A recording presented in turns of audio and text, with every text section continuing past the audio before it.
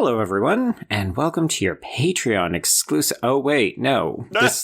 That's right, we're releasing this on the main feed, Trace. Yes, we are, Joe. Welcome, everybody. Yes, we are unlocking the Patreon vault this week as we release an episode that came out almost 2 years ago on the Patreon, and it is, of course, on The New Mutants, which, I don't know, how many years did we wait for this movie, Joe?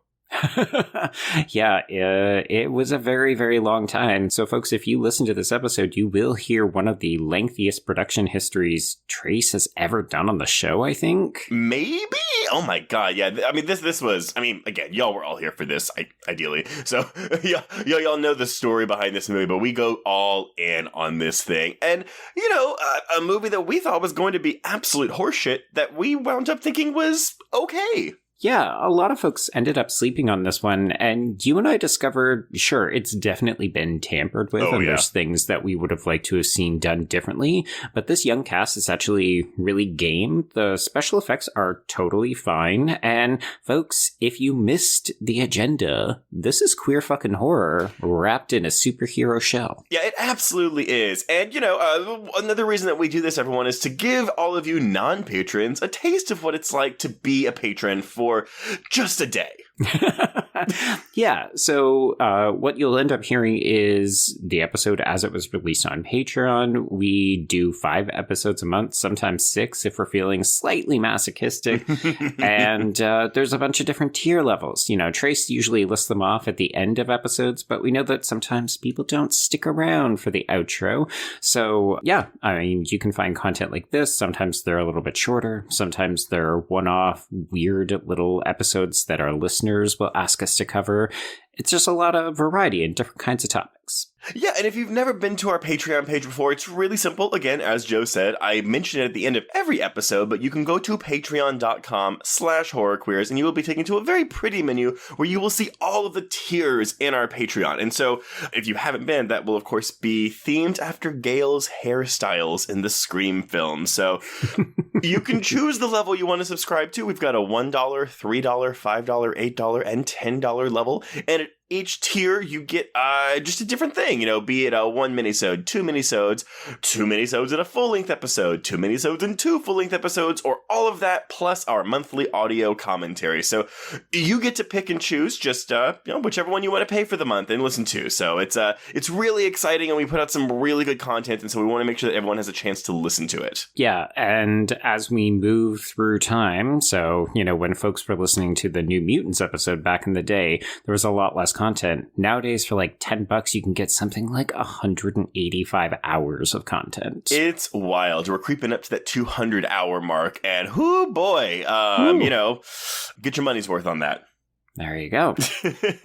All right. I think we've shilled long enough, Trace. So since this is a Patreon episode that aired 2 years ago, it's not going to tell people what they're going to hear on the main feed next week. It is not, Joe. And what are we going to discuss on the main feed next week? Because this has been oh boy, it's an unconventional pick given the genre of film. But Lord help us if we haven't had a lot of people request this film. Absolutely. We like to do special episodes as we come up on the 4th of July, so we were thinking something a little patriotic, something that's maybe got a bit of camp to it, because, oh, fucking right, we're starting a summer of camp, Trace, so week number 1, we're celebrating Independence Day with a little bit of Drop Dead Gorgeous. Can I? Mayor, I can! Oh boy, it's just going to be so many bad accents and dialogue readings. I mean, honestly, full disclosure, everyone, we have not recorded this episode yet, but I cannot imagine I'm not going to be quoting every other line of this movie. Yeah, that sounds enjoyable. Let's not do that. We'll try to, deeply analyze its queer horror themes. Don't worry. There we go. Yeah, so that is what's going to be on the main feed. And of course, we have a Patreon scheduled this month. So if you are going to be signing up for the first time, or if you're already a patron, just here's a reiteration.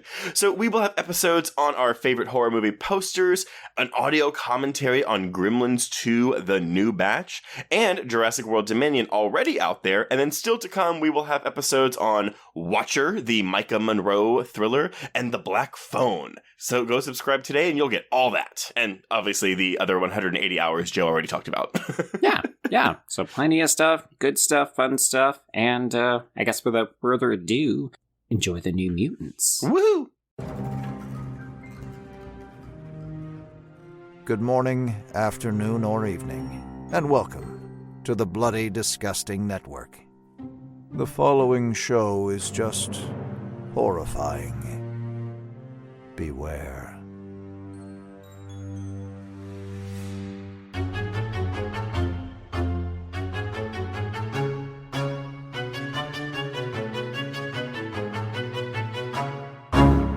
Sheriff, you're not cheating on your wife if you eat my lemon square.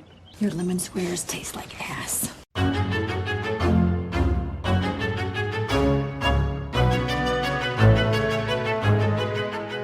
And welcome back to Horror Queer's Patreon. We're talking troubled productions, we're talking lesbian teen mutants, and we're talking heavy-handed metaphors for coming-of-age narratives.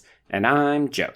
And I'm Trace, and we're talking one of the most controversial and convoluted production histories of a film that I have seen in quite some time.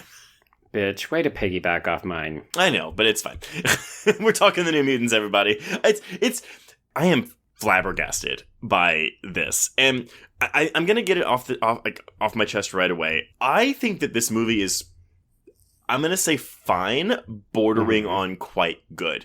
And no, that's a huge distinction. You can't say fine bordering on quite good. It would be like fine to good to quite good. Okay. I'm fine. From fine to good. Basically, and I don't know if it's because I was like expecting like such a fucking shit show after the, 2 years we've been waiting for this movie. 2+ years, really. Oh, yeah. Yeah. And so I walked in and I was just like, I told you I was watching with my husband, and about every 20 minutes we'd look at each other and be like, I'm really into this. Yeah, I didn't like it, I think, quite as much as you. For me, this is firmly in its fine territory. It's about halfway there. Like you, I didn't find it as bad as I expected going in, given all of the history surrounding the production. But I also did have difficulty emotionally connecting with these characters. I found that this was just too much of an origin story precipitated on, ooh, what's their power? Ooh, what's happening? And the minute that you kind of even start to figure it out, the film loses a lot of power. Yeah, I wouldn't go as far as to say they're like one-dimensional characters. I'd say they may be more two-dimensional. I think they were trying to go for like Breakfast Club with a bit of a horror twist to it. And I can see that here. I can see that in the bones of this. But you're right. Like, at the end of the day, these kids are defined by their powers and or the tragedy that befell them. Oh, yeah. This is some teenage trauma porn right here. It is. Now, granted, I was surprised first by the short runtime. This movie's 94 minutes with credits, but 8 of those minutes are credits. Well, it is a superhero film, folks, so we've got a lot of FX work. Right, but we're looking at an 86-minute movie, making it not only the shortest X-Men film, but also just for this type of movie, very short in general. Now, I don't know if I want a 2-hour version of this movie, but it was a fun, brisk 86 minutes that I enjoyed far more than I thought I was going to.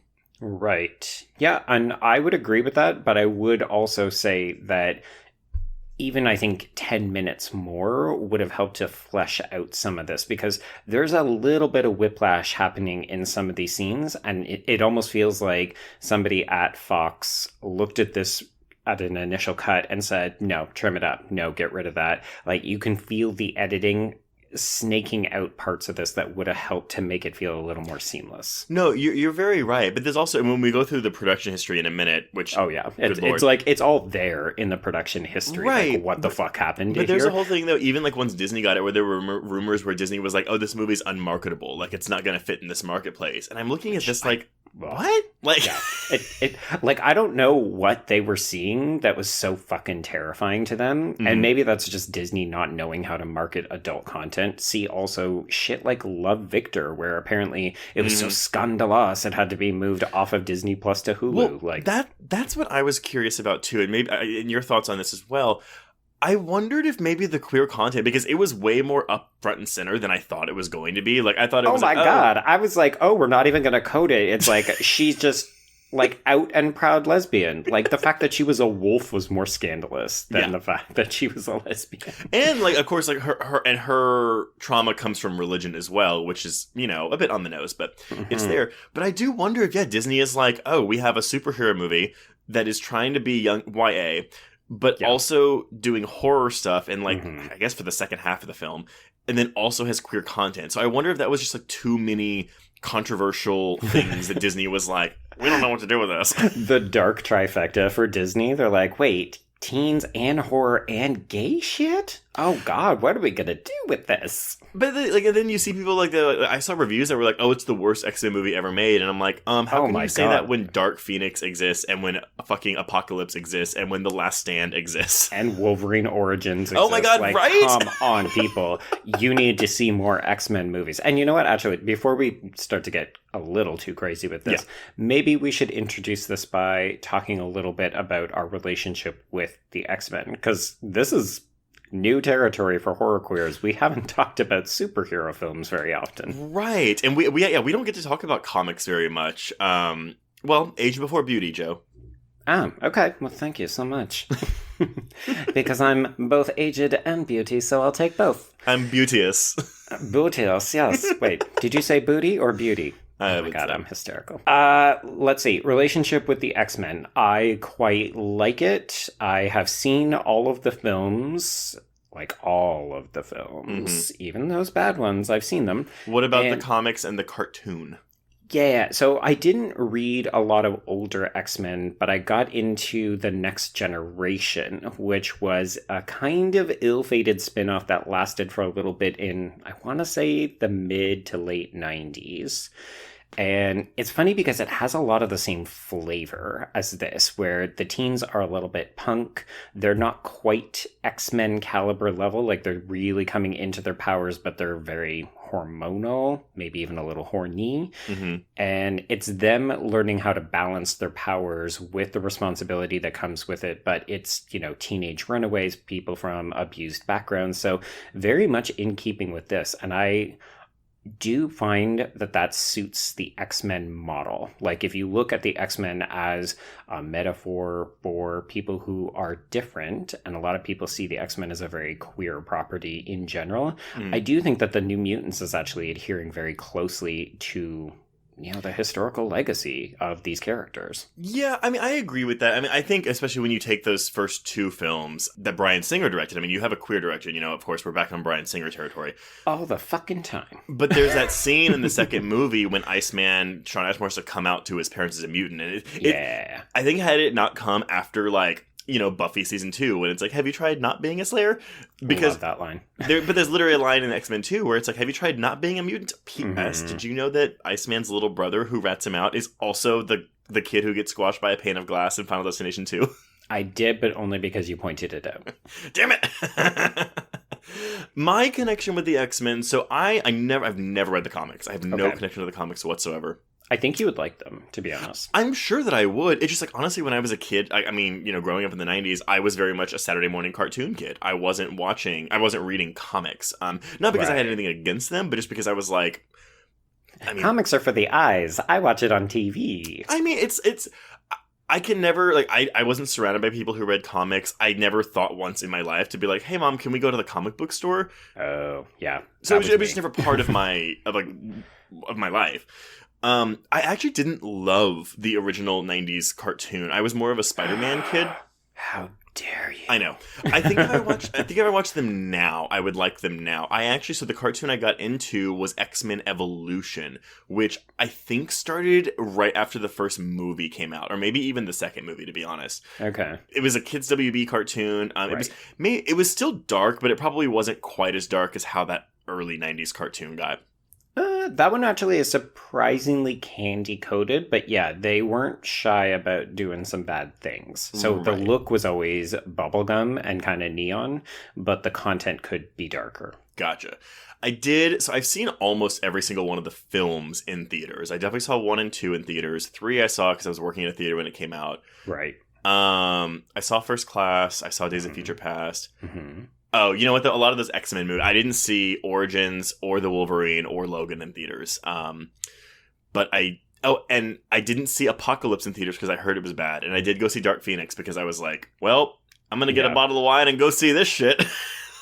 Yeah, I feel like by that point, people really had accepted that the wheels were starting to come off this franchise. And it's a little bit sad, right? Because by the time we get to New Mutants, people thought, okay, they're actually willing to take risks again. Because when they did Wolverine Origins, they were still talking about doing individual spin-offs and, even that second Wolverine film with its Japanese influences, and it feels like it has a different flavor. I really like that second Wolverine movie.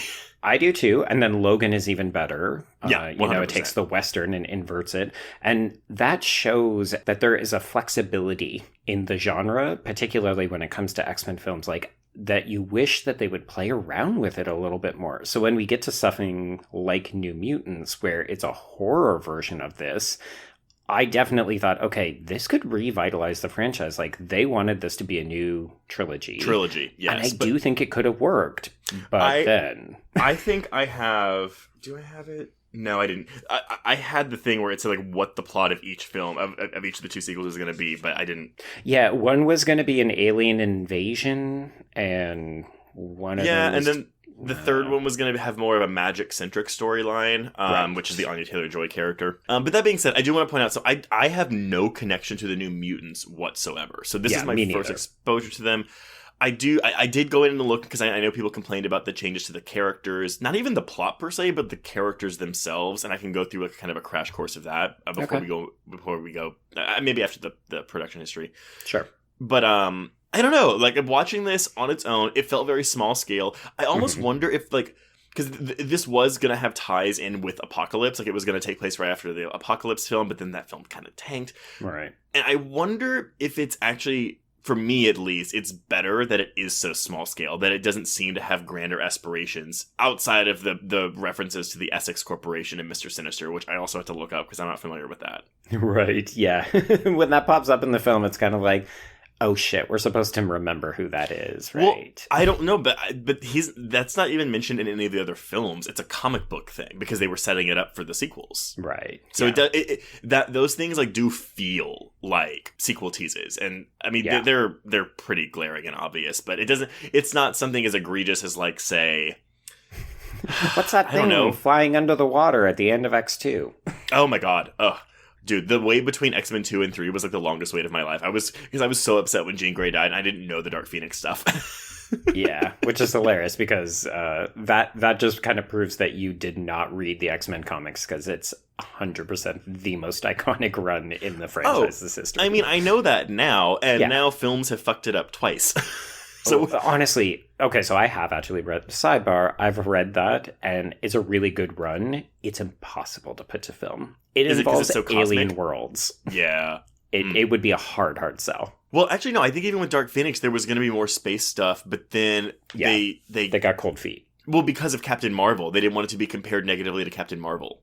Mm-hmm. Which it would have been.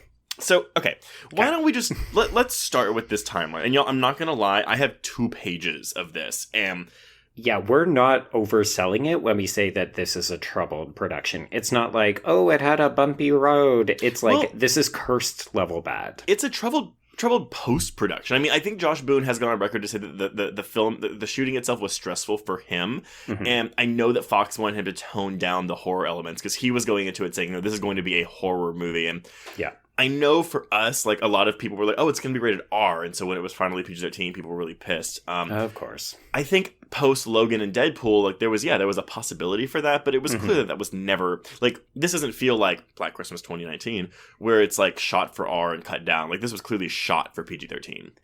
Yeah, I think the idea of R was on the table, and then by the time they got to shooting, it was PG-13. Right. They also get rid of their fuck, like, way early in the film. Like, I think it's Magic's first line. Yeah, well, that's one way to introduce the character. So, okay, let's time travel back to 2013. Okay. Josh Boone, who his most famous film before this, actually, this is his third film, I think. His big one was The Fault in Our Stars, the YA adaptation. So, yep, he wouldn't be your first choice to direct a big budget superhero adaptation, but. And yet we often get those people doing it, right? Like, I remember Gavin Hood, the guy who directed Wolverine Origins, his first film was like a super tiny African film. Interesting. Well, I'll tell you right now that the problem with that movie is not that director. It is the script. It's the script and the terrible fucking CGI. But CGI mostly the script. So after completing The Fault in Our Stars, Josh Boone created a comic book with his childhood best friend, Nate Lee. Now, that is Nate with a silent K at the front. Oh, okay. I want to point out, because I looked up his credits, so Josh Boone had done a movie called Stuck in Love before The Fault in Our Stars, which is like a 2009, like, almost like a not funny Love Actually type movie where it's like a bunch of different like couples and stuff. Yeah, I looked it up online and I went, oh, the cast is okay, but this plotline is nope. Yeah. Nate Lee, though, so he does not have I'm a lot still of stuck on the K is silent because I just want to do that Golden Girls line where it's like the K is not silent, like Knate. So continue. Since writing this, he actually wrote the Halle Berry movie Kidnap that came out 3 years ago. But before this, his only writing credit was Jackass 3D and like maybe Jackass something else. But it wasn't, obviously, it's not scripted. He was writing concepts, which I'm assuming was concepts for the stunts they were doing. Yeah, I imagine it's kind of like coming up with just high concept ideas. Okay, well, how about something in a grocery store cart? Cool. Yeah, exactly. So anyway, they make a comic book from Chris Claremont and Bill Sienkiewicz's New Mutants Comics. Sorry if I butchered Bill's last name. To illustrate what a potential film trilogy adapting those comics would look like. They were fans of the characters. Boone liked how dark they were, and like different from your typical X-Men stories. So they took the comic to Simon Kinberg, one of the producers of the X-Men film series, who really liked it. Now, Simon Kinberg... Oh, God. What a piece of shit. He sucks. Yeah, he really does. But he is probably most known... I mean, he directed Dark Phoenix. Yeah. But and didn't he write the original Dark Phoenix? Like, he wrote Last Stand, didn't he? Yeah. His first writing credit is XXX State of the Union, with the first Ice Cube movie from 2005. But he would go on to co-write X-Men The Last Stand. So he already fucked up Dark Phoenix once. Right. He was one of, like, 4 writers on X-Men First Class. Mm-hmm. And then he wrote X-Men Days of Future Past, which is awesome, because that movie is fucking amazing. It's the best one. Yeah. It is. I would argue 2 might be the best one. I don't know. I go. Sorry. I meant, like, of the new ones. And then even that, I was like, actually, I really like First Class. But anyway, we don't. I like First Class, but I think the emotional payoffs of Days of Future Past make it a better film for me. True. Yeah. But then he also would, after that, would go on to co-write the Fantastic Four reboot, the Josh Trank one, which also had a very bad production history, and then write solo X-Men Apocalypse and Dark Phoenix. So his career tanked, really, after Days of Future Past. Or it peaked with that film. Pretty much, yeah. He liked it. So fast forward about a year and a half. We're in May of 2015. Okay. Fox finalizes a deal to have Boone direct the New Mutants from a script written by himself and Knate Lee. Kinberg is going to be co-producing the film. Right. It was supposed to expand the universe of the X-Men franchise and take place 3 years after X-Men Apocalypse. Now, you might remember that Apocalypse takes place, I want to say, in the 80s? Yes. So this film was originally going to take place in the 80s or early 90s. Which makes sense, because when you look at the production, it firmly has that late 80s punk vibe to it. Mm-hmm. So fast forward almost a year. We're in March 2016 now. Kinberg says that Boone and Lee were working on a script and that, like Deadpool, the film would be different from the core X-Men films. Not as different as Deadpool, but just have a different feel, which I think is a really good way to go about it. Yeah, me too. From the get-go, it was going to be a YA, young adult vibe. But there was potential for characters seen in previous films to appear, like Warpath, Sunspot, and Sunspot's in this movie, but played by a different actor, and Professor X, because they all have ties. Because I didn't know this, in the Demon Bear storyline in the New Mutants comics, they're actually already, like... fully X-Men? Yes, they've already learned their powers and shit. So even though they're called the New Mutants, like, they've gotten accustomed to their powers by this point. Yeah, it's the problem with nomenclature, right? They've got to continually find new ways to talk about the next generation. Like the group that I mentioned reading in the 90s was like they were explicitly called the next generation because they were supposed to be the next generation under the X-Men you knew. And then New Mutants is like another variation of that, but they can't call it the next generation. Let's call them the new. These are the new ones, guys. Guys, they're just new. Just go with it, okay? I will confess that when I never understood the title of the movie, The New Mutants, and so when we get Alice Braga, like, oh yeah, you're New Mutants, meaning your powers are just emerged. I literally had a light bulb moment where I was like, oh. Oh, sweetie. I know. Maybe that's why I like this movie, because I'm just dumb. You're like, oh, candy and bright lights. It's not a huge piece of shit. 4 stars. There we go. You know what? If it makes you happy in this day and age, just go with it. There we go. So yeah, May 2016, this is 2 months later, Kim Berg confirms that the script includes Professor X, and they wanted to start filming at the start of 2017. They actually start filming in July of 2017, so it gets pushed back a bit. Right. So sometime after this, Boone explains that the script he wrote with Knate Lee had been rewritten following the failure of Apocalypse to be set during modern day rather than the 80s, which is why Professor X and Storm, because in the original script, Professor X and Storm were going to be in it, and I think Storm was going to take on more of the Cecilia Reyes role. Okay. I know. So needless to say, she probably would not have been eaten by Demon Bear. Right, or evil? Yeah, I don't know. Boone felt the film was not largely affected by this change because of its confined location, and the lack of technology meant it might as well be the 80s in terms of the setting. So it does kind of have that timeless feel to it. I mean, sure, but I mean, like setting things 2 decades apart, or 3 decades apart, or 4 decades apart, really does affect the way you need to think about things. It does. I think maybe just in terms of production design or like what he would need to change in the script. Yeah, he was like, okay, I remove a cell phone or I add a cell phone. Exactly. So now we're in November 2016. The character of Demon Bear is set as the film's main antagonist, with the project aiming for more of a Stephen King meets John Hughes style horror movie, which again sounds really fucking cool. Sure, yeah. Boone noted that Demon Bear was a very personal villain for him as a child because he was raised by very religious parents. They were evangelical Southern Baptists, and they believed in the rapture, they believed the devil was real, they believed in demons, so he was very much like, this is the villain for me. Cool, yeah. All right, now we're in 2017. Fox schedules The Mutant for an April 13th, 2018 release. Right. Put that in your back pocket. Okay. All the casting is kind of set in stone.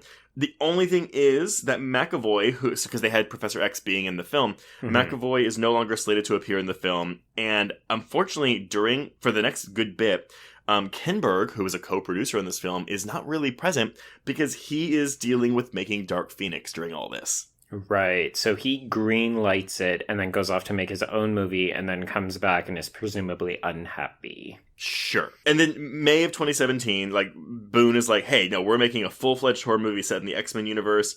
He's like, there's not going to be any costumes, no supervillains, they want to do something super different. Cool. He has a quote in Entertainment Weekly saying that, like, oh no, like, this is going to be horror. Because I thought I had read something recently where he was like, oh, it was never intended to be full horror. But I found a quote from him from 2017 in an official Entertainment Weekly article where he's like, no, this is like a horror movie. Yeah, everything I had always read had said that it was intended to be a horror film, and it was just a question of how hard a horror film. Exactly. So filming is July 10th, 2017 through September 16th, 2017. They released the trailer a month later in October 2017. And Joe, do you know what happened in September of 2017? I can barely remember this year, so no, unfortunately. It came out. Okay. Which is Stephen King meets a touch of John Hughes. A little bit. So basically, Boone and his regular editors, Matthew Dunnell and Rob Sullivan, they deliver a cut of the film to Fox that they were happy with. And it did test well, just as well as initial screenings of Deadpool did, supposedly. Now, I would love to talk to those test audience members.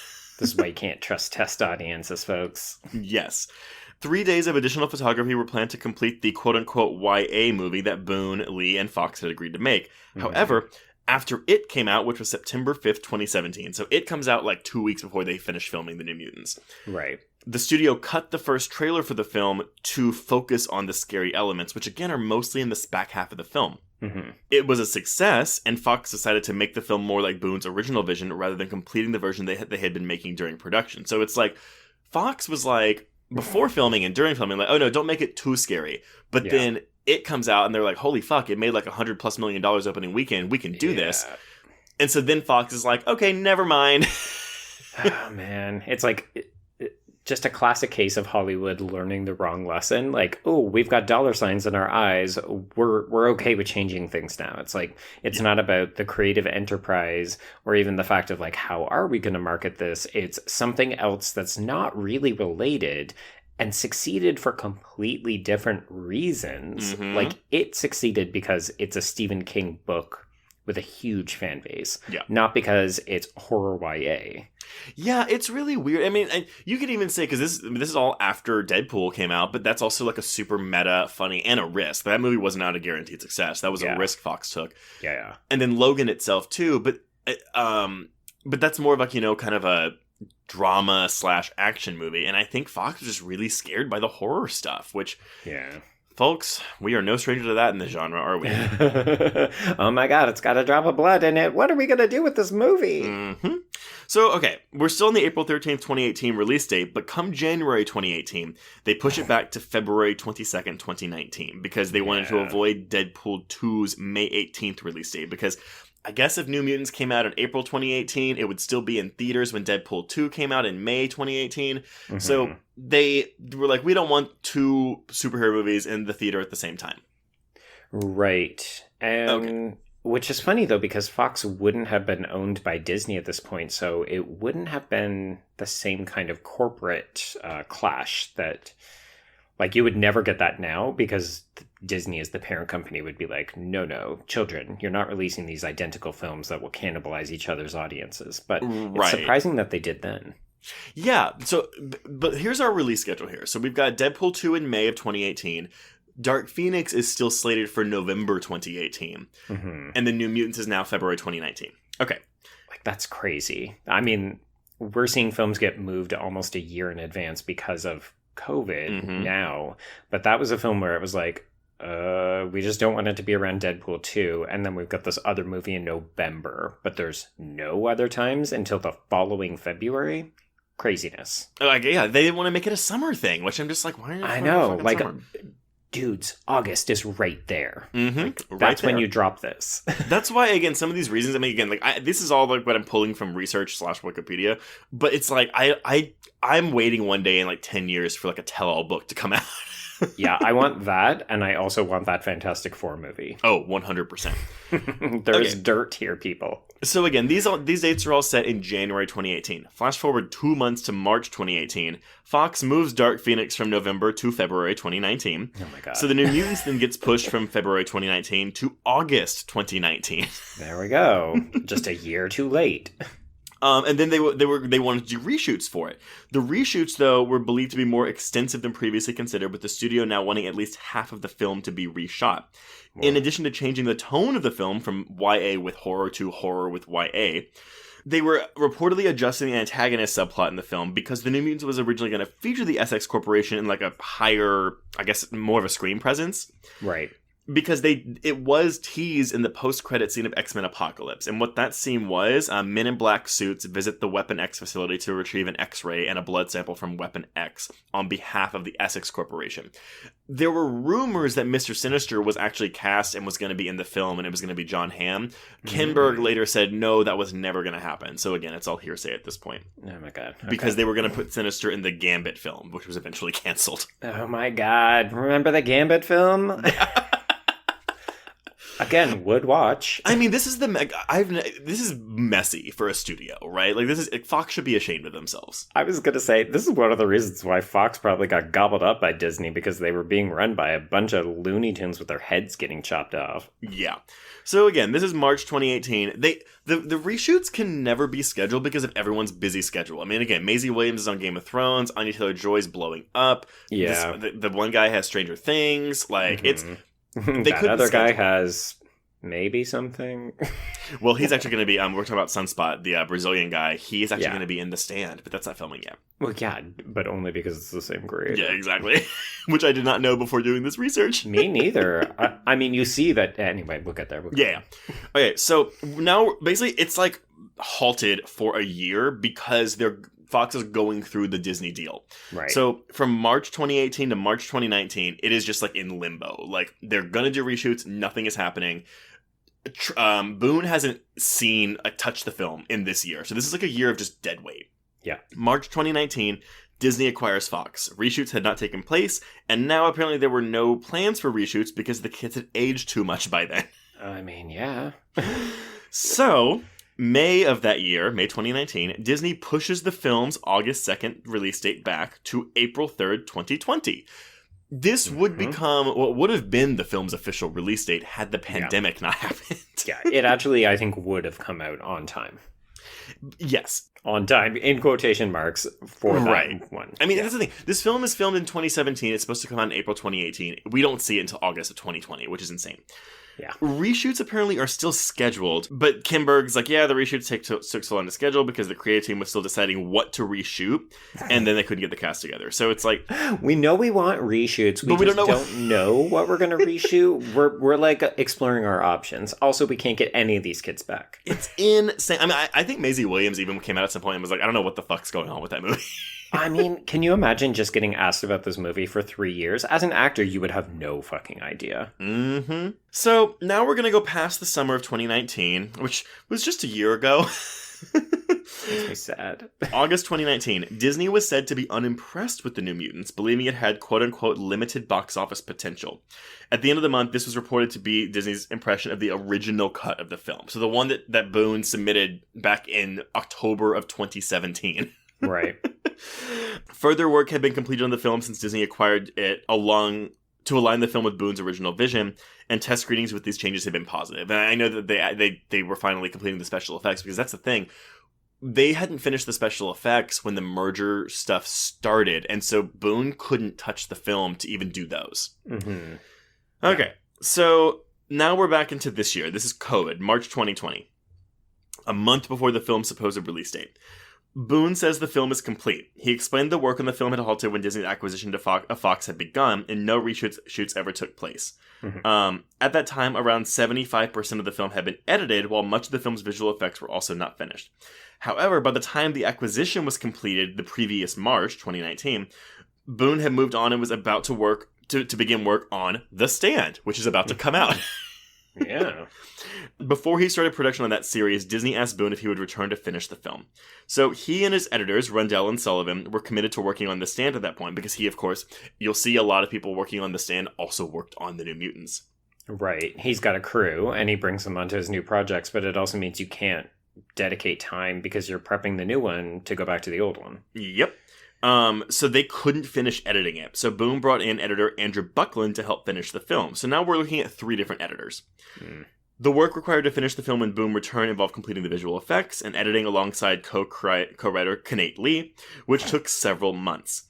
Reshoots for the film could have been scheduled, but Boone found that the cast... a repeat again of what I've already said, that aged too much. So what we knew a year ago still held true a year later. Shockingly enough, the kids didn't regress in age over the last year.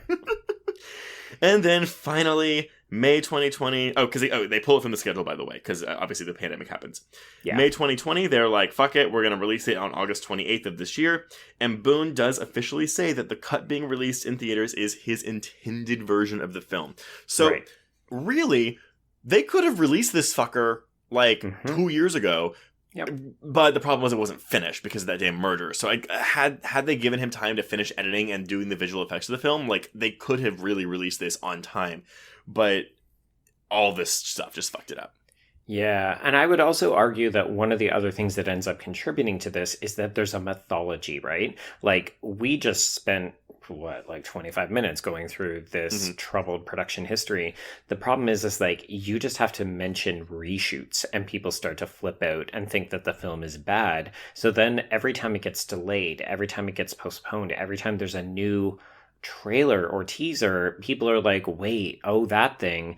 And it starts to take on a kind of legend to the point where Disney created this self-fulfilling prophecy where the film probably couldn't have done well because people just had it in their minds, oh, right, this is that movie from 2017. It's been fucked forever. Yeah, it's a real shame. And again, you're in the it's fine category, whereas I'm in the good category. And it's just I don't know. I almost wonder what would the reaction have been had it come out in 2018 as originally intended, Right. Yeah, because we both said we went into this film with expectations that it was going to suck hard. Mm-hmm. Yeah, so it's a real fuck up. And then when you have the final product, though, so fans of the comics also are not happy with the changes made to some of these characters. So I've already mentioned, that the comic book setting is a bit different, and that they already have their in the Demon Bear arc, they've already gotten accustomed to their powers, blah blah blah blah. Basically, they're the big differences. So Lockheed, the little puppet that Ileana has, that's actually in the comics is Kitty Pryde's alien dragon. Kitty Pryde, by the way, is Shadowcat. Right. But that's actually her companion. It's an alien dragon, not something that Ileana like can bring to life in her limbo world. Right. The biggest change of the New Mutants, though, is Ileana's backstory.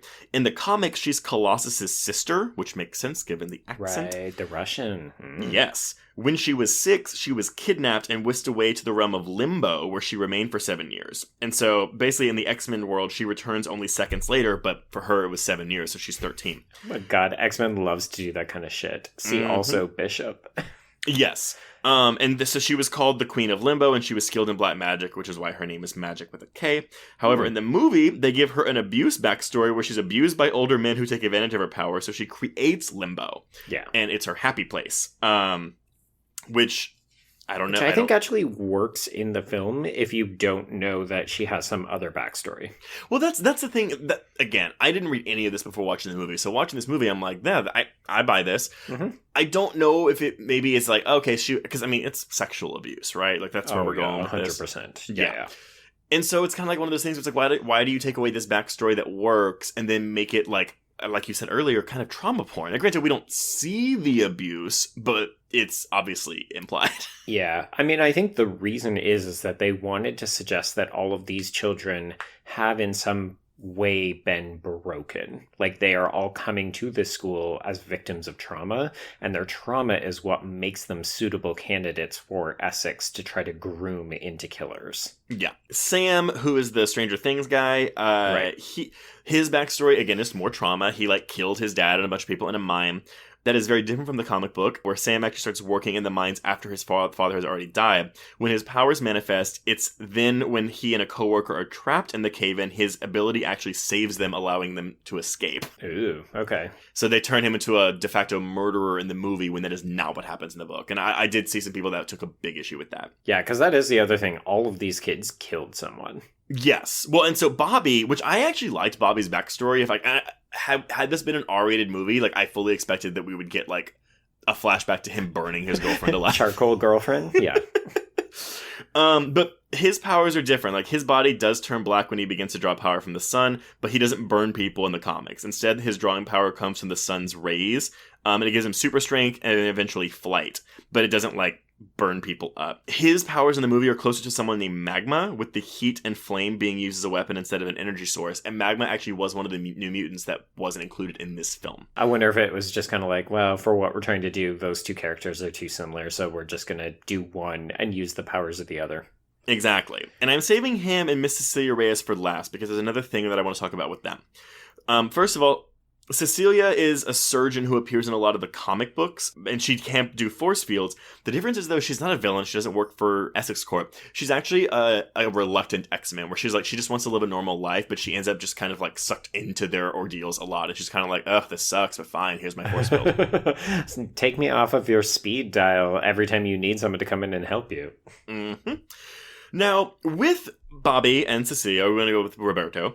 There's a race controversy here, because Cecilia Reyes is a Latin American originating from Puerto Rico, and Bobby's character is supposed to be Afro-Brazilian. Now, important to note, Rosario Dawson was actually cast as Reyes early in the process. She dropped out, before filming began, and they replaced her with Alice Braga.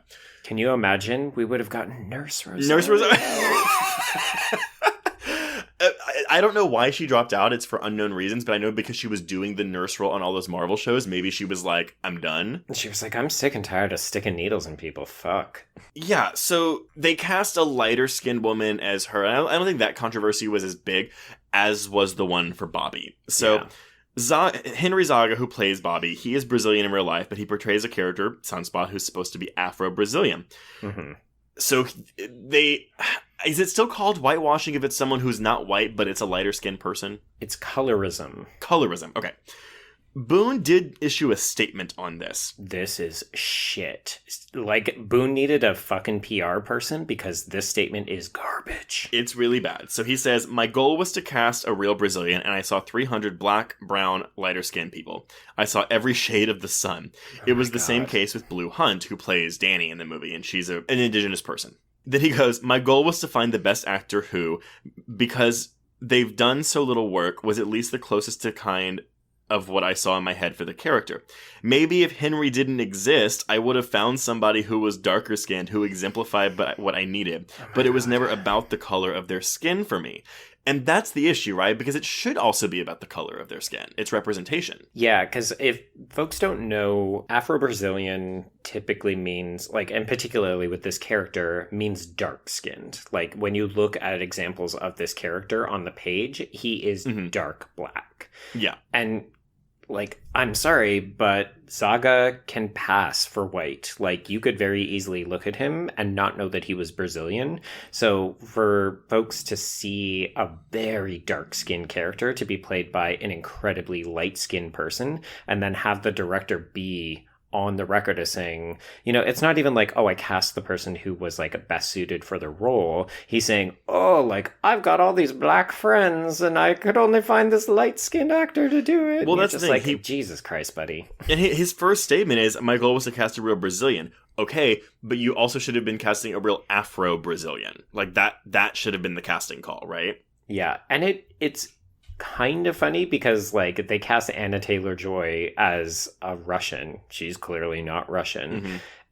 The issue here is that, like, we don't have a lot of Afro-Brazilian characters depicted in a big screen film. So, like, maybe don't go and fuck that one up, because people are desperately seeking representation. Like, Russians don't really fucking care about who plays them, presumably, that we know of. Right. But, like, this is a population where they were like, it is embedded in the character and the skin color is important. So for Josh Boone to just be like, well, you know, I looked, but I just couldn't find one. You're like, fuck off. I think the thing for me is when he's like, well, if Henry didn't exist, then I guess I would have found somebody. And it's like, okay, dude, like...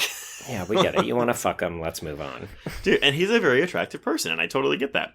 Yeah, I do think one of the other things that people took issue with is the latter part of that quote, where Boone says that he wanted to represent Brazil in a positive way, and he wanted to find someone who seems like he could look like a guy who's had a silver spoon in his mouth, who has, like, a really rich dad, and Henry just exemplified all these things. So he's basically suggesting that if you were a dark-skinned person, it wouldn't be believable that you could come from a rich family, whereas a lighter-skinned person could believably be rich. Holy shit.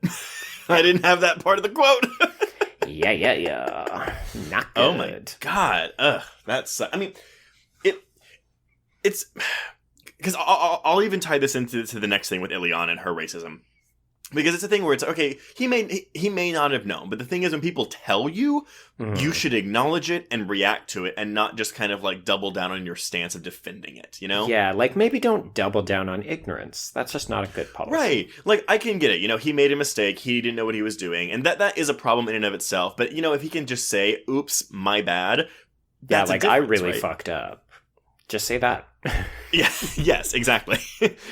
But, and so, then going into the script, though, so I didn't pick up on, I mean, I did pick up on it watching the film, but Ileana does use a lot of racial, not slurs per se, but like a lot of racial quotes when talking to Danny. Oh, yeah, because there's a part where Danny confronts her to say, oh, Pocahontas is the best you've got. That was really popular for 5 years. There is a supercut that someone did, but they filmed it actually in the movie theater, of like all of Ileana's racist stuff. But it basically is like, you know, Ileana calls Danny Standing Rock, like you said, Pocahontas. She mentions how you people love buffalo.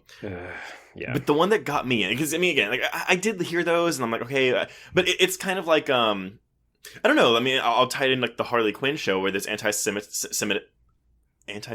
when there's anti-Semitic remarks and jokes made in Harley Quinn, but I don't pick up on them because I'm not, like, trained to pick up on those because I'm not Jewish and have never, like, you know, it's like how people don't always pick up on homophobic dialogue, right?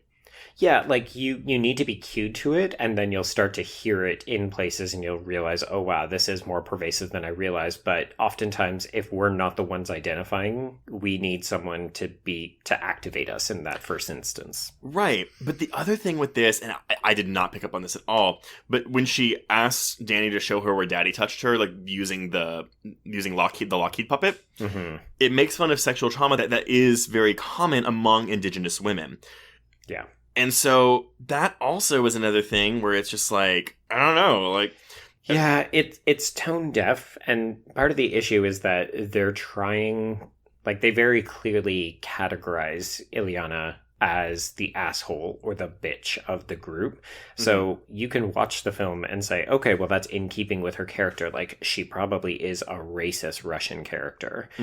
But it's hard when you remove that element and you say, okay, but this is upsetting for audiences who, you know, like went to the movies and were looking to have a good time and thought, hey, I also get this indigenous lead character. Like, again, not seeing that too often in a big budget Hollywood film. And they then have to put up with all of these fucking racist comments that they themselves maybe have heard throughout their lives. Like, that sucks.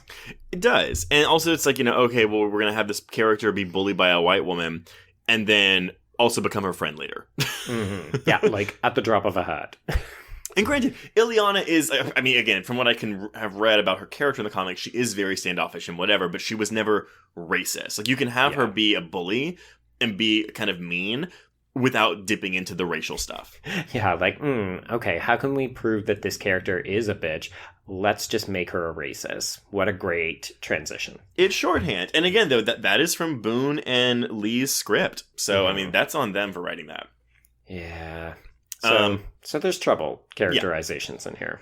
So anyway, so this movie finally comes out August 26, 2020, 94-minute runtime. Its budget is between $67 and $80 million. You know, a range. It does open in the number one slot with $7 million, and it ends up grossing $23.7 million. It's actually knocked out of the number one spot the next week by Tenet, which went on to make $20 million opening weekend. Right. International gross is $22.1 million with a worldwide gross of $45.8 million. And it is now on DVD and Blu-ray, so if you haven't seen it and you're curious, go see it, I guess. Go watch it. I mean, that's why we're covering it. That's why we're covering it. It's not freely available, because we sure as fuck didn't go to theaters. Critics pretty much panned it. We're looking at a 33% on Rotten Tomatoes with an average score of 4.7 out of 10. And on Letterboxd, we've got a score of 4.8 out of 10. A little bit lower than I expected, but yeah, I think if you went into this expecting the worst, you might feel like it confirmed your fears. What did you end up giving this? I gave it 2.5. Okay, I gave it a 3.5. I mean, again, I might be leaning more towards a 3. I did rewatch the second half of the movie today, but I still, like, even on, like, the second watch, I still quite enjoyed it. All right, so plot of New Mutants, we're going to go a bit abbreviated because that production history was lengthy and important. It's a more technical episode for us, but you know what? I'm okay with it because I honestly, like, I needed to know all of that before watching this movie. As I said, this is a cursed episode. So. Yes, it is.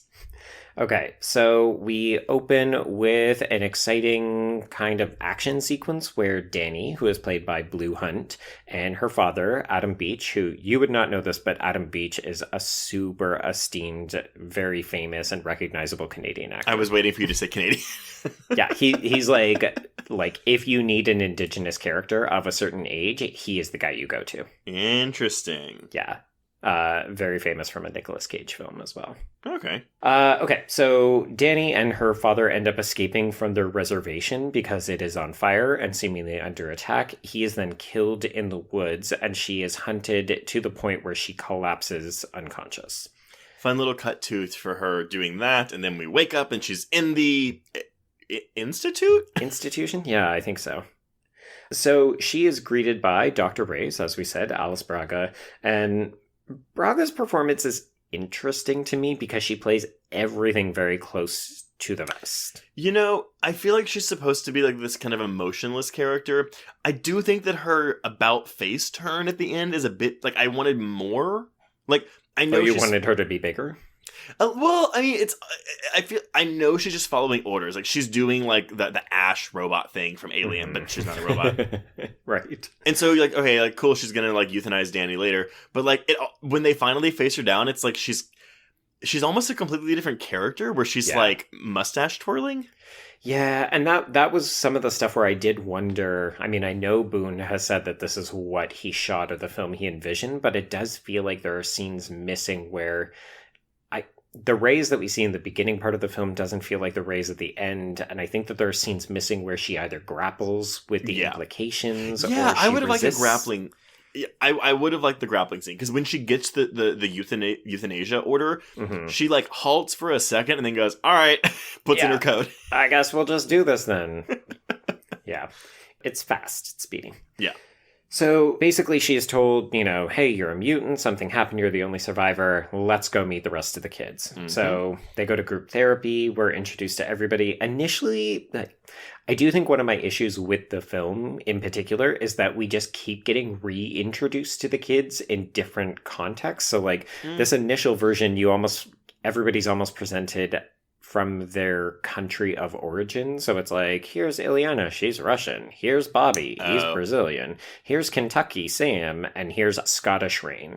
Oh, that sounds like a Bath and Body Works. I like it. No, you're right though, because it's country of origin. Then the next one is like, oh, here's the powers. Yeah, exactly. And then it's like, what's your trauma? Yeah. Okay. You know what? You're right. I'll give it to you. This first scene, I mean, I know that they've listed Breakfast Club and Nightmare on Elm Street 3 Dream Warriors as an influence, but obviously this feels very indebted to Dream Warriors.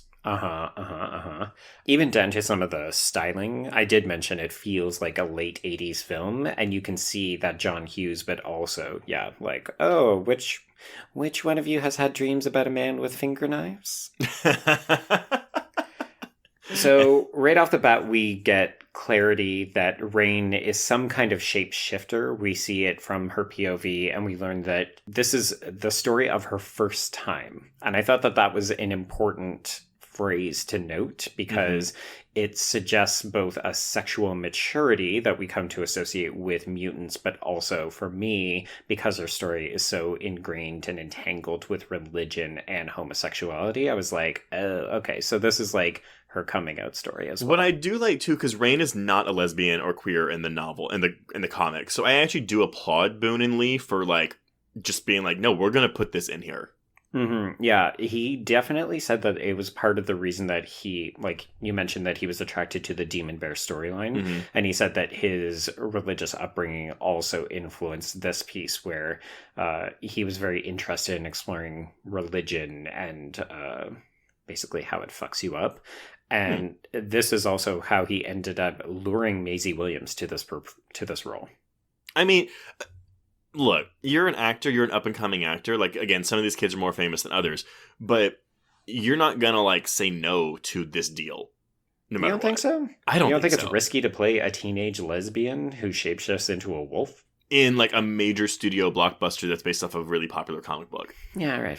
Yeah, I get where you're coming from, but mine is going for, like, okay, how much exposure can I get from this? Yeah, that's fair. I've also been following Maisie Williams' career, and she's the kind of actress who has a fuck it attitude where if the role is interesting to her, she will take it. It doesn't really matter what she thinks it'll do for her career. It's really interesting, too, because, I mean, because Sophie Turner, her Game of Thrones co-star, is Jean Grey, Dark Phoenix. They're both, I actually, like, as people, like, how they portray themselves on social media is so endearing. Yes. And it's really funny to me that, like, out of all the Stark kids, like, the girls are the ones that have come out, like, the most, not only most popular, but the most likable and the most successful. Yeah, it's interesting that Game of Thrones hasn't been able to turn those people into the kind of perceived stars that they are. But I can only say that I'm not surprised that Kit Harington is struggling, because holy shit, is that guy a bad actor. I know. And granted, I know he has his own issues, like with mental illness and stuff, which really sucks. But he's not a good actor. Yeah. Oh boy, do not see that Jeffrey P. Donovan movie. Awful. Don't see Silent Hill Revelation, where he's the love interest of the main girl. Oh no. It's really bad. Okay, so we get the tour of this facility. It's kind of gorgeous, but also under lockdown. We learned it's literally under lockdown by a giant dome that Danny runs into. There's a weird, uncomfortable scene where it seems like she might die by suicide until Rain prevents it. No, that is 100. No, it's not seeming like it. She is going to kill herself. Again, I was like, we are going from 0 to 60 way too quickly. Well, maybe that's the thing, because again, we're looking at an 86-minute movie that is dealing with a lot of really serious issues and heavy themes, and it's not really giving the time of day to like explore them. Like again, like these kids are defined by their trauma. I don't mind this attempted suicide scene as much as you do, because I kind of do like that. your gay religious character is the one that, like, pulls her back from the ledge. Yeah, I do like that too. Yeah, I mean, it's a nice little reversal. Because, again, in a normal quote-unquote film, you'd have the gay one that's contemplating suicide. Exactly. And I like that Rain, despite her religious upbringing, is still comfortable with her sexuality, which is, again, not something you really see. No, and she's also the most level-headed character of the bunch, right? P.S. What do we think of all the accents in this film? Does everyone get away scot-free? I feel like Maisie Williams is doing the best. It doesn't always come through consistently. I don't mind the Boris and Natasha. I like it. Yeah, like it sounds very, this is not actual Russian, this is what we think Russian sounds like, but I was kind of fine with it. It is consistent. I actually think Heaton's Kentucky is the most obnoxious. Oh, I mean, I understand the controversy around Zaga, but I definitely thought, again, why can't you just cast a legitimate Southerner or somebody who can do it more convincing? Yeah, he is also not good in this movie. Maybe it's just because the character's so mopey. He has nothing to do. Yeah, like the male characters in this film are very underserved. Now, I don't mind that per se because I find the female characters more interesting in general. I just think you've got so few characters in this movie. Don't you want to make them all interesting? And that's where that really short runtime comes into play. I know. Again, people. Like, I love a short runtime. Ooh, I love an under 90-minute runtime, but not at the expense of character development. Right, exactly. Okay. So we learned a little bit more about everybody, and this is where it's kind of like who has what type of personality, right. And then we're into the scares. So we've got this laundry room sequence, which is very much tied to Danny's first nightmare and her psionic energy spiking. I think this is fine. It's okay. Interesting. It's mostly well shot. Sure. I actually think Boone does direct this film fairly well. Yeah. I don't find any of the action sequences, like I was telling Brian after I watched this that I didn't really feel my adrenaline spike. Like I wasn't on the edge of my seat, but I thought, okay, well, it doesn't look terrible and I can follow what's happening very easily. Yeah, when we get to the ending with the smiley man, I think I'll have more to say on that because I do agree with you. Mm-hmm. But I remember you had told me that you weren't really like involved. Like you were kind of like, oh yeah, this is entertaining, but I'm not really like compelled by anything happening on screen. I was a bit more so. And I think that I don't want to say my adrenaline got going in the end, but like I was definitely involved in the end of this film once the action starts ramping up. But we can talk about that. Okay. Well, we'll talk about it. So then we've got this girl shower room sequence. We've got Rain's tattoo. A little bit more on her. Do we like this? I like this. I think this is really cute. The meet cute in the shower room? Yeah. I mean, they've already met cute, but like, I kind of like, yeah. I mean, it's a little weird because it's like children in the shower, but I like their conversations with each other. Yeah, I mean, I like that the movie is very obviously cueing you. Like, this is a sexualized situation, if only because they're both naked, but also because you're meant to consider them sexually viable for each other. So I was happy that the queer romance is very evident right from the beginning. I mean, and you know, I'm reiterating what I said earlier, but yeah, you're right. This, like you said, there's no subtext. This just is in this major blockbuster film. Yeah. And again, the more I think about it, the more I'm just like, I really wonder if this was Disney's issue with the film. But I mean, quite possibly. We'll never know. Not for the immediate future, right? And just in case you weren't picking up on those lesbian vibes, we do have a little snippet of Tara and Willow's relationship from Buffy playing on the on TV. Okay, I will never like say no to putting Buffy in a movie, but it's so on the nose, right? Yeah, I mean that's why I said it's like a little heavy-handed here. Like, hey, are you getting it? Here's an iconic contemporary lesbian relationship, like possibly one of the most visible ever created for teens. Yeah. Just plopped in there. Not once, but twice. Listeners, if you have not watched Buffy the Vampire Slayer, or at least you don't know the history of Willow, watch it, read about it. It's a pretty iconic and seminal text, at least for in like queer TV history. Although I do totally want to go Legally Blonde in you and be like, really, we're going to call it seminal when we're talking about lesbians? Shouldn't it be like Ovenal? The Winter Ovester? I just rewatched Legally Blonde recently, and that line still gets me. It's still good. And you do realize, actually, the genealogy of a lot of words are fucking patriarchal. 100%. The Winter Ovester. I love it. Love it. Okay, so this is where we get our first hint of the smiling men after both Danny and Ileana are sent to solitary, and we hear Ileana talking to Lockheed, who is the puppet, about her experiences. I will confess, I actually thought, because I knew Demon Bear was a thing in this movie, and that it was what had, tore apart her reservation at the beginning of the film. Right. I actually thought it was Demon Bear doing all this the entire time, because I didn't know anything about Danny's powers going into this movie. Yeah, so I will confess one of the things that colored my film experience is that I went onto the Wikipedia page to get the actors and the character names so that I wasn't writing boy from Stranger Things. And it explicitly says in there, like it's not even in the plot description, it's like, Danny's power is inducing nightmares in other people. Well, fuck. Okay. Didn't realize that was going to be a major thing. Thanks. I'll wait till we get to the bear, because I have thoughts about the bear, too. Okay. That's the subtitle of this episode. I have thoughts about the bear.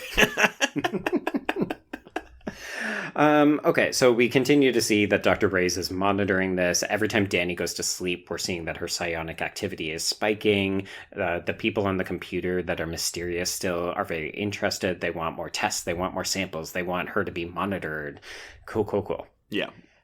So we go to the attic for a game of truth, no dare, with a lie detector, and this is where we get everybody's trauma. So I liked this scene, but yeah, I do too. This is very Breakfast Club to me. Yeah, we drugged our teacher. We have a little montage party, then we go to the attic. Oh, I said the exact same thing. I turned to my husband and I was like, "Oh yeah, this feels Breakfast Club," when they're like wheeling a cart through the halls and shit. Mm-hmm.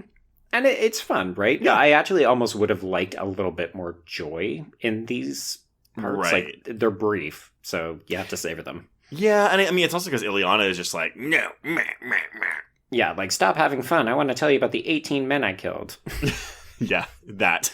Okay, Ileana, we get it. You're a badass bitch. But this is where we first hear of the demon bear. So Danny explains the concept that her pendant represents the small amount of fear that she had as a child, and then as you get older, your fears get bigger. Cue large bear at the end. Yeah, and so, I mean, that's the thing, right? So whenever people were talking about demon bear, they're always like, oh my god, it's the demon bear arc, it's so awesome, blah, blah, blah. And I'm like, oh, it's not really a bear, though. It's just her fucking power that she can't control. Mm-hmm. It's a manifestation. Yeah, which, I mean, again, I think in a movie that was maybe trying to go a little bit deeper, like, you could do something with that. But this isn't really a deep film. Not so much, no. Mm-hmm. So, we start to learn that everybody is suffering from nightmares. They're becoming more pervasive. Reyes is still drugging people. We're getting more backstory. I do like the cross-cutting scenes where Danny and Rain sneak out through the vent and go to the cemetery and watch the storm, and how that's cross-cut with Berto's not sexual hookup with Ileana in the pool. I actually did really like this. We also get a queer kiss, which, I mean, again, it's not just like, oh yeah, their romance. We're getting a fucking, like, kiss between two women in this movie. It's so great. It's not chaste. Like, No. I'm not going to say it's, like, the most heavily sexualized kiss ever, but, like, it's not one kiss, it's multiple kisses, and it's not shied away from. And that's nice. I think Hunt and Williams actually do have a really good chemistry in this. Yeah. I mean, we're saying this a lot. I want more. I wanted more scenes of them. Mm-hmm. But we get enough of this relationship to where in the end, when it's like Rain like trying to get through to Danny, like I buy into all of that at the end of this film because of that. Now, I don't buy into fucking Sam when he had to use his powers all of a sudden. Yeah. But this pool scene, I actually did really like this too, and I thought the shot of like the burned hand coming up to get him, let's talk about this, actually. So the horror, I read a lot of reviews where it was like, okay, the horror doesn't mesh well with the YA stuff. Like, it feels very tacked on. Bullshit. I don't buy that at all. I actually thought that I did want more of the horror stuff. I could have gone on for lengthier set pieces or maybe even better constructed set pieces. Right. But I think my biggest surprise of this movie is that it did feel like one singular vision that wasn't hacked to bits. Mm-hmm. And that the tones, for the most part, gelled well together. Yeah, because even from the moment that she wakes up, there's an insidious nature about this institute with the locked doors, and you keep wondering, where the fuck is everybody else? something is not connecting. Like, there's paranoia and a little bit of dread built into this from the very foundation.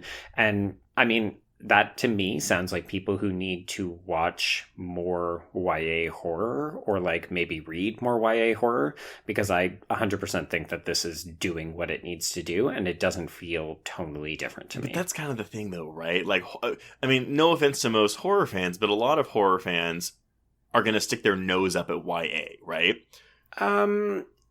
I mean, a lot of adults stick their nose up at YA because they feel like it's too juvenile. But yeah, then you divide it into a subcategory. Horror is already a hard sell for a lot of people. So put YA and horror together, it's like... But it's all right. I don't mean to generalize the entire horror audience. I'm talking about the people that call the PG-13 rating the Pussy 13 rating. Like those people. Which, again, unfortunately are a bunch of straight white men making up the bulk of that. Actually, no, I'm sorry, straight men, not even white. But I know that, I mean, I like the YA stuff. I was fucking there, Fault in Our Stars opening weekend, seeing that shit in theaters. Because the thing is people need to understand that typically with YA texts, you're just painting with slightly larger brush strokes. Yeah. There we go. So, like, you know, I made fun of the fact that there's a lot of, you know, we said on the noseness, that the metaphors are pretty clear. But that's also the narrative mode that YA is trafficking in, because everything is larger than life in YA. So, like, the stakes are always life and death, even when it's something as simple as Mean Girls, where you're like, oh, I don't fit in, and these girls are being nasty to me. Yeah. So that actually all feels very representative. Like, you know, Birdo's inability to make out with a girl without potentially killing them, that is high stakes. Like, I think that works to me. The problem is it's just not fleshed out enough here. Right. No, I mean, you get the idea in the pool scene, and that's it. It's not really like they don't do anything else with that beyond that one scene, really. Yeah, but I will say, like, apart from the slightly dodgy FX of this creature design when it actually comes out of the pool, I actually think that this is one of the scarier moments in the film. It is. I mean, you're right. Honestly, the creepiest part is the hand coming up to touch his back. It's really great, and it's shot really well. Like, I love a pool set piece. Yes, obviously. But yeah, once it lights on fire and it starts screaming at him, it's kind of like, all right, like, you blew your load a little bit. A little bit, yeah. Although I did like that Reyes just kind of comes in and pushes him into the pool. Oh. Like, God, kid, you're on fire, and there's a body of water right there. There is one other really funny moment with him later, though, where because he's constantly doing the dishes for everyone. But, like, when the thing comes up behind, the smiley man comes up behind him, and he just flips out and goes, whoa! And, like, blows this thing away. Yeah. Good thing it was actually a creature, not one of the other kids. Yeah, right. Okay, so this incident is very traumatic for a lot of people. Ileana freaks out. She gets sent back to solitary. This happens quite frequently in the film. Yeah, a little bit. But this is also, I think, where we're meant to start really actively distrusting Reyes. Well, and it's also, this is when Ileana calls out Danny, saying, I know what happened. It's Danny. Danny's the one doing this. So then we kind of have a thing where she's like trying to turn everyone against Danny, but then that doesn't really come to anything. Well, it happens a couple times. So here, this is where she says, Reyes, you're not a real doctor. We shouldn't be in here. Something else is happening. And then we have like another sort of whole day where we have to see Danny have her weird flashback where she can see things happening at Essex. We've got Rain and Ileana both get attacked in their separate rooms. So Rain gets attacked in the shower room by this reverend, and Ileana gets attacked by a smiling man. And at that point, that's where Ileana is like, it's Danny. She's going to kill us all. Right. And then, because she tries to bring Danny into like her limbo world, but then Danny like puts the smiley man, like she creates the smiley man mask on her face, and it freaks out Ileana. Yeah, she basically sees into Ileana's mind and is like, yep, I'm going to use that to get out of this. Yeah. I was conflicted on, like, because again, we have a lot of Maisie Williams in the shower here, and she's attacked again. Which again kind of reminds me of Nightmare on Elm Street 2, to be honest. Yeah, a little bit of Mary Lou Prom Night 2 kind of action too. Yeah, no, you're absolutely right. I mean, I'm not going to say that Boone has seen those movies, but maybe he has, who knows. But it's still like, yeah, this lecherous man, priest man, coming in to brand her on her neck in the shower. This poor girl in the shower. As the steam explodes. Yeah. Oh, God. Yeah, it's meant to be very uncomfortable. I think the other thing is that Maisie Williams, because of when this was filmed, she still looks really young. Well, it's the haircut too, The haircut, right? yeah. She looks just very vulnerable in some of these scenes. Yeah, it's a lot. It's a lot. Mm-hmm. Which is funny because Anya she's a good Taylor-Joy actress. looks exactly the same. Oh, yes, she does. I was like, wait, which one of the kids grew up? Oh, it's probably Danny and Rain. They're the ones that got too old. Yeah. Okay, so this is where we get that fill-in bit on Ileana's backstory. This is also where she and Danny just magically become friends for no good reason. Cool. Yeah, like Danny just walks in to get her food or something, right? And then she's nice to her. Yeah, she just kind of plops down and says, "Hey, tell me your story." And then Ileana's like, "Well, I was sexually abused." Bam. I mean, again, it's like not, I think the film mostly treats it with a respectful amount of horrifying. Like it's very uncomfortable to watch again, particularly when we see it later when she and Sam see a childlike version of her and the Smiling Man comes. I think the film is doing a relatively decent job of exploiting sexual and religious trauma, but it is still like, there's a lot of trauma here. Well, it is, but I think maybe the issue is that it is a lot of shorthand. Like, I mean, not shorthand in the sense they're not like explaining to you like what's happening here, but it because we have to get to the big bear climax, like we're not spending too much time. But again, like, you know, if you go into Ileana's sexual abuse history, like that's going to be an R rating, you know, like you can't go into that too much in a PG-13 film. So I guess, yeah. Well, it's kind of like what you're saying about YA being more broad. Yeah. We're going broad with childhood sexual abuse, which again may not be the best idea, but here it is. Well, or that's your entire narrative. Like there's Right. a really famous YA book called Speak, which has been adapted into a great film. Trace, you should watch this because it stars Kirsten Stewart. And it's really, really powerful. But like the whole thing is that it's about a sexual assault, and that's what the story is. Yeah, Like, that makes there sense. aren't other things going on. But instead we have 5 characters of trauma to go through in 86 minutes. Yeah. So we're up to the point where Reyes becomes a supervillain. She gets that order by Essex to kill Danny, and Danny's like, I'm just going to go along with this because I think I can get more information. Oops. So this is where we got our second Buffy clip from Hush, just to really reinforce, oops, Danny made the wrong decision, and now she can't speak out to save herself. Well, and then it also, like, I mean, I do like the Smiley Man stuff, but it's also like, oh, I wish I was watching Hush right now with these other tall, creepy men. Yeah, with better prosthetic work as opposed to FX. I was going to say, with prosthetic work, period. So there is this amazing scene where Rain sneaks through the vents and then falls down onto Reyes. It's a little bit hokey in the way that, like, Weapon X in the Logan film looked, where it's like a kid jumping on an adult and making stabbing motions. Yeah, I actually did like this. It was a bit more brutal than I thought. Like, she fucking cuts her face up. Yeah, it doesn't look super impressive here, but then when you actually see Reyes kind of stumbling down the hallways, or when they finally go and deal with her properly, she's really bloody. We also get this whole monologue from Reyes about, like, euthanizing her rabid dog and stuff, which honestly Danny should have been like, oh wait, I see where this is going, like, way sooner. Yeah, like, let me activate your nightmare, bitch. Which we don't really get one for her, right? No.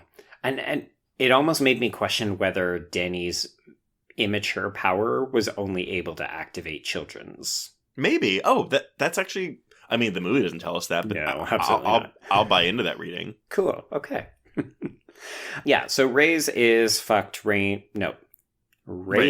is fucked. Rain has saved Danny, and this is where the Smiling Men begin to appear everywhere. So I really do like this. I almost wish it wasn't intercut with everything else, because I wish there was more of like because we get kind of a chase scene here, right? But it's intercut with Rain saving Danny, Reyes getting away.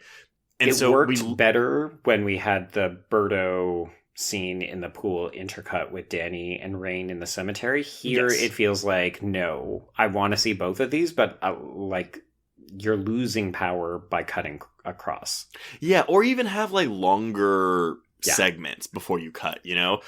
But I do, like, I like a lot of, like, especially when Sam's like, it's not real, and then it just gets closer and closer and closer. I think there were some really, and again, like you said, the child version of Ileana as the man comes near her. Yeah. I really like a lot of it, but yeah, I wanted more. Like, I wanted to see more. I wanted the horror to be a bit more intense here. But that being said, I do still like it. I don't know. Yeah, I will admit the unbelievability of the FX took me out. Oh, yeah, they look bad. Like it looks bad. It's not convincing, but it made me wish that they had have hired somebody like a Doug Jones. Well, I mean, that's the thing, right? Like, you're showing Hush, which uses, like, honestly, don't even have them be like the shrieking monsters.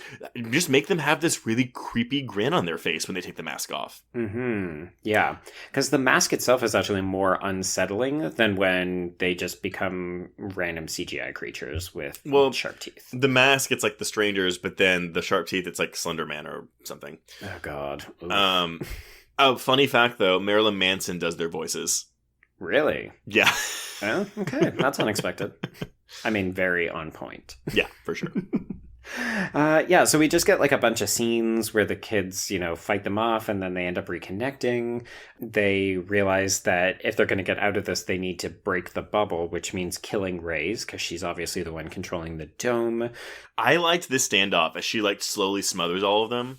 Yeah, I did like that. My like logistic brain was thinking, okay, but she's seriously wounded and she's hypothetically powering that giant dome all the time. Yeah. I was just like, oh, wow, okay, she's really strong, I guess. But, well, she's not a new mutant, Joe. This is true. Yeah, she's a mature mutant. She's Dr. Cecilia motherfucking Reyes. Reyes, yeah. Just imagine Rosario Dawson in this role, though. Oh my God, I know. Well, and I actually, that would have been a change for her, right? Because we call her Nurse Rosario Dawson because she acts like Rosario Dawson in every movie she's in. Right. To see her go like villainous might have been really fun. Although maybe that's why she didn't take it. Maybe she was like, oh, I don't do villains. Yeah. The closest I come is Sin City. Yes. Okay, so this is where the Demon Bear is introduced, and I will confess I really did enjoy this. Yeah. This introduction, I guess, to this character who just bursts through the wall and noshes down some raised dinner. It was unexpected. I mean, I knew it was coming, and I love the cue we get when it's like perimeter breach, because again, right. Danny just creates this thing in her mind. Which, okay, because they mentioned the tornado in the first scene, but obviously it was really Demon Bear. Yeah. Do we think maybe there actually was a tornado and the fear of it brought Demon Bear out? Or did she just conjure Demon Bear somehow in the beginning of the film? I think she just conjured it. Like, that was her power starting to manifest, and it was coming out uncontrollably in her dream. Gotcha. But yes, I loved this thing, like, eating the fuck out of Alice Brock. Yeah, it's pretty good. I'm glad that it managed to stay more action horror as opposed to comedy. Like, there is comedy to it because it's so unexpected. But I was actually worried, particularly when I saw it, that it was going to look like a Legends of Tomorrow villain. Yeah, I can see that for sure. And the concept of this thing too, and obviously I know because New Mutants was created in 1982, so it's before this, but it just reminds me of, have you ever seen James and the Giant Peach? Yes, but not for a long, long time. Okay, so when his parents die, but his evil aunts tell him that it's a giant rhinoceros comes out of the clouds and ate and killed his parents, and it's just God. Like, so the image of this demon bear is very reminiscent of the cloud rhino that's in James and the Giant Peach. Okay, interesting. But that's it. There's no more to that. Okay, cool. And that is all. So then we get a big, like a 15-minute fight scene. More or less. I mean, when I was looking to cut down the notes, I basically just say, and then we get a climax where everybody fights it, and they just play keep away with Danny because she's unconscious. Well, because she's unconscious because she retreated in her mind into that little tree she was hiding in the beginning. So then, of course, we have to have all the other four come, like, use their powers to fight this bear. Did you like or roll your eyes hard at that bear's magic? So am I. I actually quite liked it. I did too. I'm a huge Anya Taylor-Joy fan. Like, I've liked her in everything I've seen her in, and I actually think she's really good in this. No, she is really.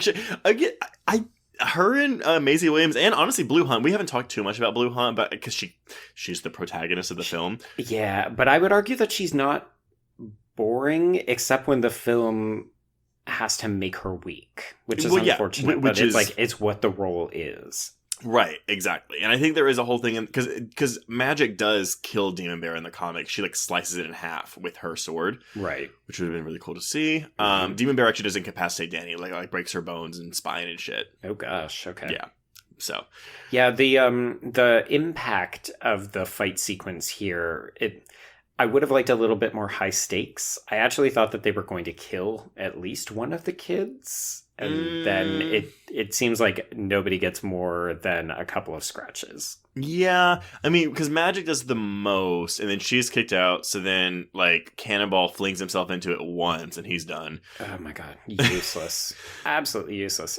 Sunspot does flyer. Oh, I do love that reveal, though, when Rain's she sees him under the pew, what are you doing? Hiding, just like you. Mm-hmm. There are some pretty good quips. If nothing else, these actors do have good chemistry, and I liked that at this point we can just dispense with the we don't like each other, we don't trust each other. It's oh fuck, okay, we're in this, so let's just do it. I almost like that we don't have that moment where they all look at each other and we have to work together. It's a refreshing omission from this film. Yeah, and in a way it's nice that they each give it their own individual go. I guess it's my turn, because if nobody else does something, then we're all going to die. So I'll activate my cannonball power. And I did like Rain just jumping on this thing and just stabbing the fuck out of it. And I actually thought the stakes, though, well, maybe not, because it keeps cutting away. Because we have to go through Dani's awakening. But as this bear is eating on the wood, getting closer and closer to Rain, I think Boom could have maybe filmed that in a way that felt more oh shit, she's so close to it. Yeah, that's actually very much a problem. I would say this is hard, right? Because it is a giant action sequence, but I didn't ever feel like anyone was ever in danger. Mm-hmm. The closest we get is when Birdo actually gets stomped on, and I thought, oh, okay, they're actually going to kill him, and then he's just fine. Well, yeah. Yeah. But then when Rain is kind of in danger of being gobbled up on the top of the church there, I could barely tell how close it was to her because of the framing of the shot. And also I was well, you're not going to kill Maisie Williams, so I'm not convinced. But also, the close-ups of the snout, those are opportunities for practical effects. And they do not... You just make a snout, man. Yeah. I actually thought that Demon Bear looks pretty okay. Mm-hmm. Except for that shot where she wakes up, Dani does, and she tames him, and... It was not good. Yeah, I mean, the whole ending is face your fears. Mm-hmm. It's all gonna be okay. Yeah, it is what it is. We all knew it was coming. I do think this film suffers in part a little bit by what's gonna happen, and look, it happened. Okay, well, cool. Oh, speaking of the way the film was shot, though, and especially these action sequences, the cinematographer for this film is Peter Deming. Mm-hmm. Now, he has not only shot Evil Dead 2 and My Cousin Vinny, but he's also shot Scream 2, 3, and 4. Oh, right. Yeah, okay. I thought that name sounded familiar. I just thought that was funny. I mean, I guess this is just the difference between having a director and a cinematographer who really complement each other's vision. And well, yeah, I mean, because Peter, he's clearly done horror comedy with Evil Dead 2, but again, you have Josh Boone, who hasn't done a film on this scale before. Yeah. Which I'm interested to see what his stand looks like. But again, he has 10 hours to work with in that show. Yeah, and I don't think we're going to get an action set piece on par with this, except for The Thing, which I'm not going to talk about in case people want to go into the stand, virginal. Yeah, for sure. Yeah. But yeah, I mean... that's pretty much it, right? It. They're out, they're all happy, and they go walk away, and we get that monologue about, good bear versus bad bear. Mm-hmm. And it's very much the adventures of the New Mutants will continue in part. Oh, fuck. But then there is no post-credit scene, and we are not getting a sequel to this movie. Absolutely not. honestly, I'm a little bummed because I would watch a sequel to this movie. Oh, I actually posted online when I said, okay, so my review in short is that it's fine. And then my longer review was, this feels like a 2-hour TV pilot for a series that we'll never get. I wonder, I mean, maybe that too is the kind of the unmarketable one where it does feel like that. And maybe it's because I didn't see it in theaters because I don't believe that. I mean, I know it went to theaters, but like, no. It's in these weird times. Like, that didn't go to theaters. Nope. Nope. Folks, we're not going to theaters. It's just not happening. Yeah. But yeah, I mean, I don't know. I'm on the I quite enjoyed this train. I mean, it's very light. I'm probably going to forget about it in a week, but as pure just kind of...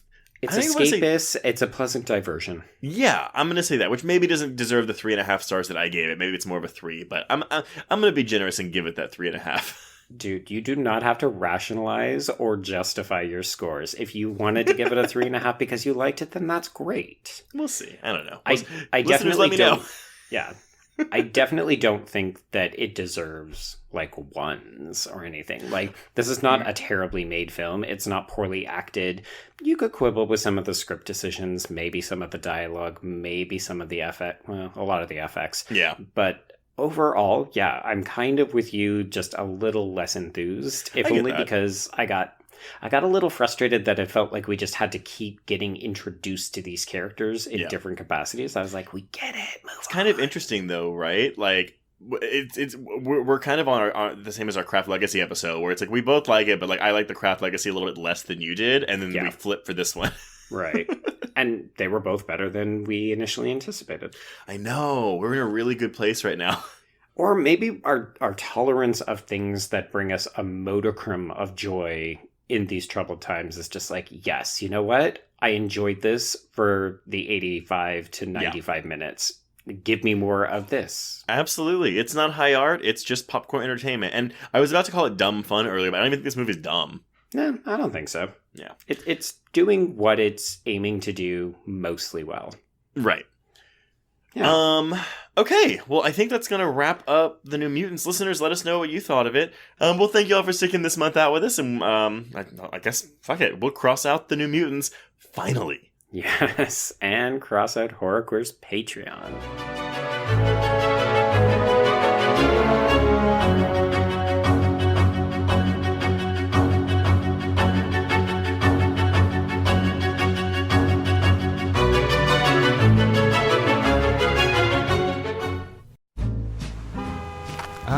Atlas Avenue, a long stretch of road that encompasses everything the city of Kennett Heights has to offer. Neon lights, traffic, crime, the hustle and bustle of everyday life, and the craziest of characters. My office was above it all. My name is James Locke, and I'm a PI. Hello, Mr. J. How the hell you doing today? Good, Edith. Nearly every year I have a new case. New people to meet, new clues to discover, and new problems to solve. But I do it the old-fashioned way. No technology. Nothing post-1950. Hell, I don't even listen to podcasts, but you should. Atlas Avenue Beat is a spoof of the film noir genre with goofy characters, tons of wordplay, and non-stop raunchy humor. There's also 3 whole seasons out right now with more on the way. Just search for Atlas Avenue Beat wherever you listen to podcasts or visit us online at bloody.fm. Hello, I'm Shelby Scott, the host of Scare You to Sleep, a podcast where I tell you spooky bedtime stories full of creepy sound effects and music that is soothing yet unsettling to help immerse you into a world of horror. This is a show for those of us who have realized horror can be a strange but relaxing escape from reality. Speaking of escapes, sometimes I lead you through guided nightmares, like a guided meditation, but instead of flowery meadows, I take you on a journey through your own personal nightmare. So come get lost in the terror with me. Listen to Scare You to Sleep wherever you listen to podcasts, or find us online at bloody.fm. Sweet screams.